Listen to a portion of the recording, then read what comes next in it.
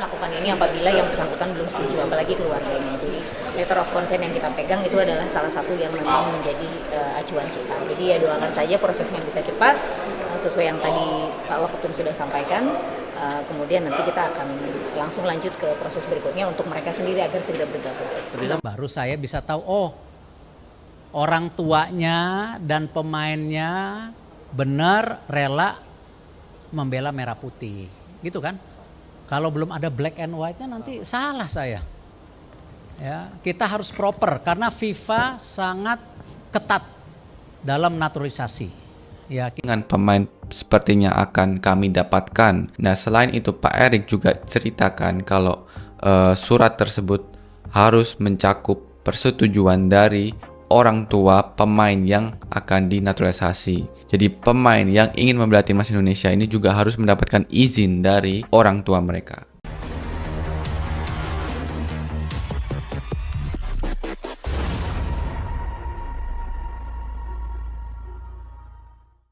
Erling Haaland resmi jalani proses naturalisasi gabung timnas Indonesia. Kabar yang sebelumnya hanya dianggap rumor kini berkembang menjadi cerita yang jauh lebih besar dan mengejutkan. Penyerang tajam milik Manchester City, Erling Haaland, disebut telah resmi menjalani proses naturalisasi untuk bergabung dengan timnas Indonesia. Informasi ini semakin menguat setelah adanya pernyataan yang diklaim berasal dari pihak keluarga, yang membenarkan bahwa sang pemain memang tengah mempertimbangkan langkah besar dalam karir internasionalnya. Perkembangan ini langsung menyita perhatian luas. Tidak hanya publik Indonesia yang dibuat terkejut, tetapi juga media internasional yang mulai menyoroti fenomena ini sebagai sesuatu yang tidak biasa. Mengingat status Haaland sebagai salah satu striker terbaik dunia saat ini, keputusan untuk menjalani proses naturalisasi menuju timnas Indonesia tentu menjadi langkah yang sangat besar dan penuh konsekuensi. Dalam dunia sepak bola modern, perpindahan asosiasi nasional bukanlah hal yang sepenuhnya baru. Namun, kasus yang melibatkan pemain dengan profil sebesar Haaland jarang terjadi. Hal ini membuat setiap perkembangan terkait kabar ini menjadi sorotan utama. Dibenarkannya kabar ini oleh pihak keluarga menjadi faktor penting yang meningkatkan kredibilitas informasi. Dalam banyak kasus, pernyataan dari keluarga seringkali menjadi indikasi bahwa sebuah keputusan memang sedang dipertimbangkan secara serius. Meskipun belum ada pengumuman resmi dari federasi atau pihak pemain, sinyal yang diberikan cukup kuat untuk memicu berbagai spekulasi.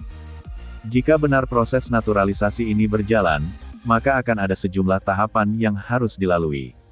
Proses administratif di tingkat nasional, persetujuan dari pemerintah, hingga verifikasi dari FIFA menjadi bagian penting yang tidak bisa dilewati. Semua tahapan ini membutuhkan waktu dan ketelitian agar sesuai dengan regulasi yang berlaku. Bagi timnas Indonesia, kemungkinan bergabungnya Haaland tentu membawa dampak yang sangat besar. Dari sisi teknis, ia dapat menjadi solusi utama di lini depan. Kemampuan mencetak gol yang konsisten, kekuatan fisik, serta kecepatan yang dimilikinya menjadikan Haaland sebagai salah satu striker paling komplit di dunia. Namun, kontribusinya tidak hanya terbatas pada gol. Kehadiran pemain dengan kualitas seperti Haaland dapat meningkatkan standar permainan tim secara keseluruhan. Pemain lain akan terdorong untuk meningkatkan performa mereka, sementara lawan akan menghadapi tekanan yang lebih besar. Di sisi lain, kehadiran Haaland juga membawa dampak psikologis yang signifikan.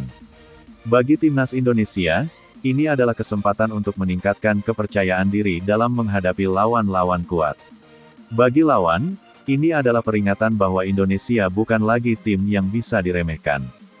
Dari perspektif pelatih, kehadiran pemain seperti Haaland memberikan banyak opsi dalam menyusun strategi. Ia bisa menjadi pusat serangan, sekaligus membuka ruang bagi pemain lain. Fleksibilitas ini menjadi keunggulan yang sangat berharga dalam pertandingan internasional. Namun, integrasi pemain baru ke dalam tim tidak selalu berjalan mudah. Adaptasi terhadap sistem permainan, komunikasi dengan rekan setim, serta penyesuaian terhadap budaya tim menjadi tantangan yang harus dihadapi. Oleh karena itu, proses ini membutuhkan pendekatan yang tepat dan waktu yang cukup. Reaksi publik terhadap kabar ini sangat beragam.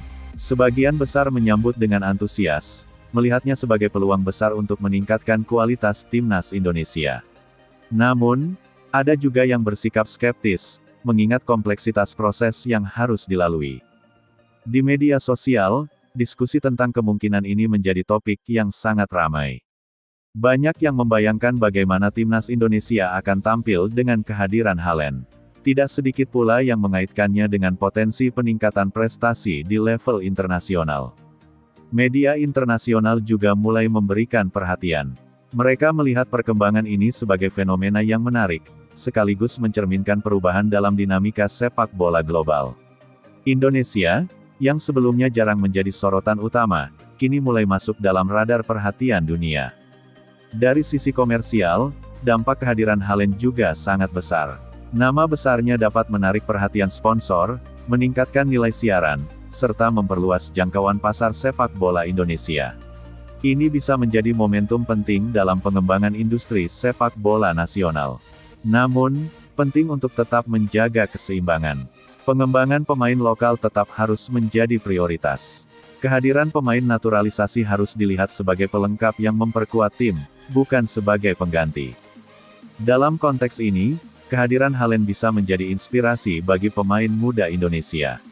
Mereka dapat belajar dari etos kerja, profesionalisme, dan kualitas permainan yang ditunjukkan oleh pemain kelas dunia. Ini bisa menjadi dorongan untuk terus berkembang. FIFA Matchday bulan Juni sering disebut sebagai target potensial bagi